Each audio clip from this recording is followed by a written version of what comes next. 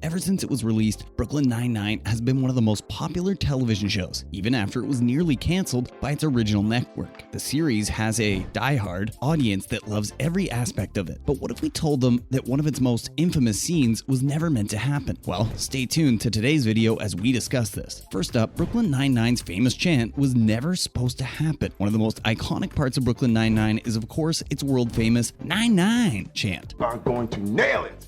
9-9! Yeah!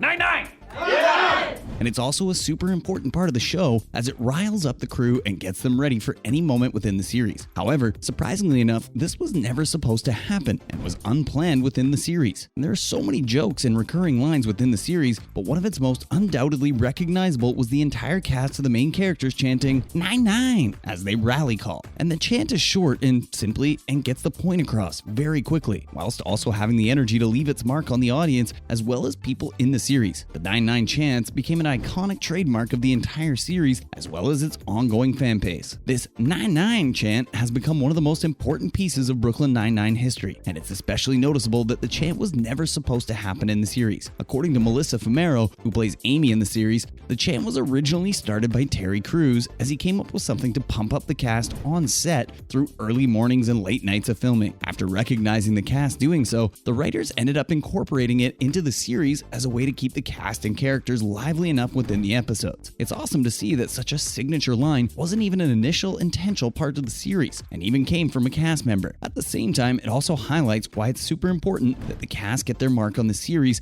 and make the chant even better for the fan base. Well, the true king of the 9-9. Whoever has the crown will be the king of the 9-9. Why the 9-9 chant is so important. Though the chant itself started originally as just a way for the cast to get energized and riled up whilst filming, it happens to also highlight an important aspect of Brooklyn Nine-Nine as a whole. Beyond the chant just being a really fun part of the fan base and the series as a whole, it also serves as a solidarity amongst the characters. The chant reminds everyone, them as well as the audience, but they all share an inseparable bond. This is even why the chant was the very last line of the series finale of Brooklyn Nine-Nine. The final episode saw every character go their separate ways, but they were all reunited at one last minute, and the 9-9 chant emphasized even further that they would always find a way to keep together as a family. And it became a vital part of the showing how everyone was connected within the 9-9, and the fact that it was created for the same purpose in real life is a phenomenal moment in television history. I'm always happy to be here. 9-9!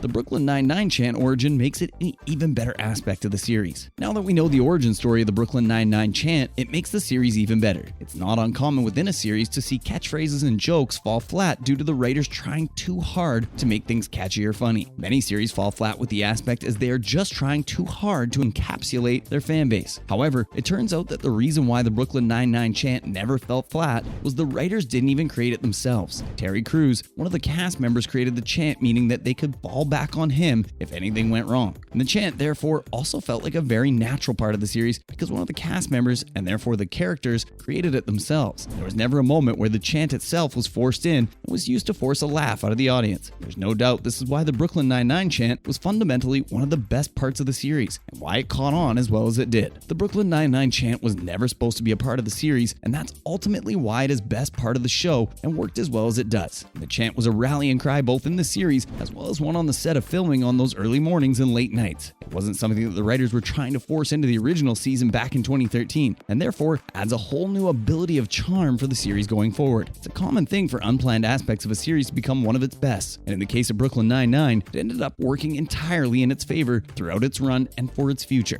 9-9! Discreetly, Jacob. 9-9. Please let us know what you think of all this down in the comment section below, and also tell us about your thoughts on the origin of the Brooklyn Nine-Nine chant. And now on to some other Brooklyn Nine-Nine info to wrap up today's video. Next up, here is every die-hard reference in Brooklyn Nine-Nine. So many fans of the series know that Brooklyn Nine-Nine is full of references to the 1988 film Die Hard, and we're betting that you won't know every single reference we are about to talk about today. Even the most die-hard fans won't recognize everything, as Brooklyn Nine-Nine is similar to other sitcoms during its era. Other shows such as Parks and Rec as well as The Office are full of references to films, meaning that Brooklyn Nine-Nine is no different from the other sitcoms in its genre. As we all know, the primary character of Brooklyn Nine-Nine is often spouting references to his favorite movie, Die Hard. So let's get into some of the biggest references to Die Hard within Brooklyn Nine-Nine. Jake Peralta's badge. Could be wearing a necktie.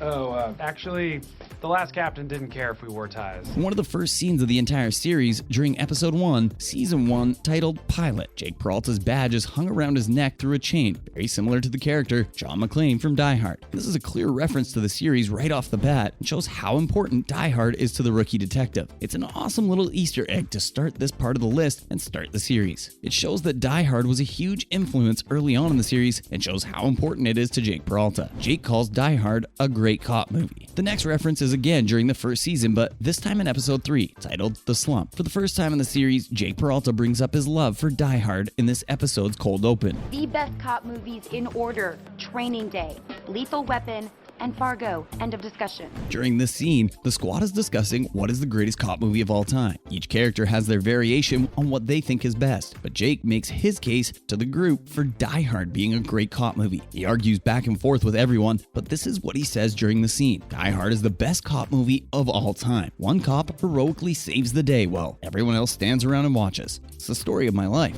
Die Hard is the best cop movie of all time. One cop heroically saving the day while everyone else stands around and watches. It's the story of my life. Welcome to the party, pal. Season 1 seems to be full of Die Hard references now looking back, as our next one takes place at the end of the 8th episode of the first season, titled Old School. Jake and the crew head out to detonate a novel written by Jake's childhood hero and former journalist Jimmy Brogan. This comes after Jimmy Brogan makes homophobic remarks about Captain Holt during the episode. After they blow up the book, Jake ends up quoting one of the most iconic Die Hard one-liners from John McClane. Welcome to the party, pal! During the film, John McClane utters in the line, "Welcome to the party, pal." Welcome to the party, pal! After throwing a dead bad guy on top of a cop car. It's an awesome scene in the episode and shows the developing family bond between the crew. Finally, Jake meets a fellow Die Hard superfan. Though there are of course many more throughout the entire series run on Brooklyn Nine-Nine, our final Die Hard reference again takes place within the first season. This time it takes place during episode 17, titled Full Boil. I'm doing this for your own good. You've gone full boil. I'm helping you out. Give me that finger. I'm gonna pepper spray you. During the episode, we get to see Boyle set up Jake on a date with Bernice, who happens to be as obsessed with Die Hard as he is. And during the episode, she even mentioned that she sleeps in a Nakatomi Plaza t-shirt. Really? Well, that makes sense. Everyone loves that movie. Oh, not like me. I sleep in a Nakatomi Plaza security t-shirt. And that's all of our references to Die Hard within Brooklyn Nine-Nine. We didn't have time today to cover every single reference within Brooklyn Nine-Nine, but we got to cover some of the earliest in the seasons. And please let us know your favorite Die Hard reference within Brooklyn Nine-Nine and any others that we should have covered in today's video. And with that, this is the end of today's video. Hopefully you enjoyed this latest video. If you did, would you please let us know in the comment section below? It would be very helpful. Make sure to like the video, comment down below, and of course, subscribe to the channel with the notification bell rung. Thank you for watching today's video. Bye.